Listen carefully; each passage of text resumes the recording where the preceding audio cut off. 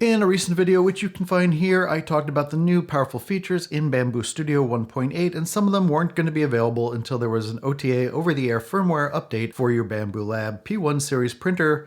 That has happened. The very first feature is the most important. Shh, be quiet. The very first feature. Come on, I'm recording here. Shh.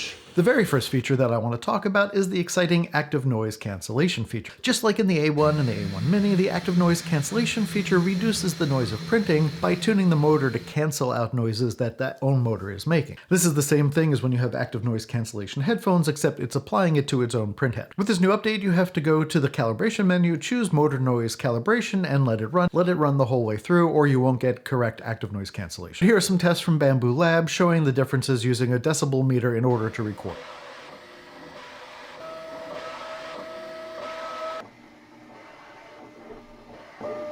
The next feature that was introduced is remote SD card browsing, which is not the same thing I was talking about in this video up here, where I mentioned that a firmware update was going to come along and allow you to browse your time-lapse videos right in the Bambu Handy app and copy them to your machines in order to use them for whatever creative purposes you have. What this does is it allows you to reprint things that are directly inside your P1 printer's micro SD card, and you can even delete the files off of here to free up space. Also,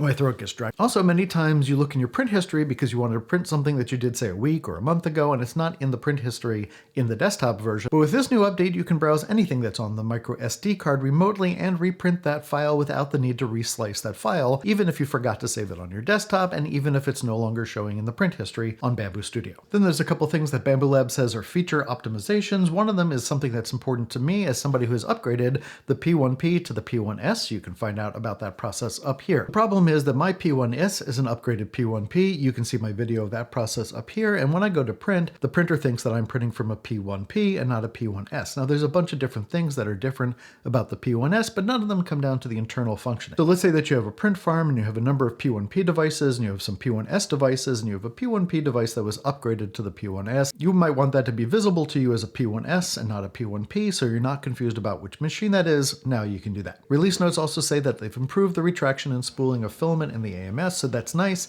and it's optimized a couple of problems with the startup and the printing procedure. Basically though, that active noise cancellation is the big feature. If there's anything else in this release that you have been particularly looking forward to, let me know in the comments below. If you're into this kind of 3D printing tips and reviews of 3D printing and other creator technologies, click the like and the subscribe button below, call your neighbor and tell them how awesome this channel is, write my name on a paper airplane and throw it out your window. As always, for Dave Tries This, I'm David Schloss. Thanks so much for giving this a try.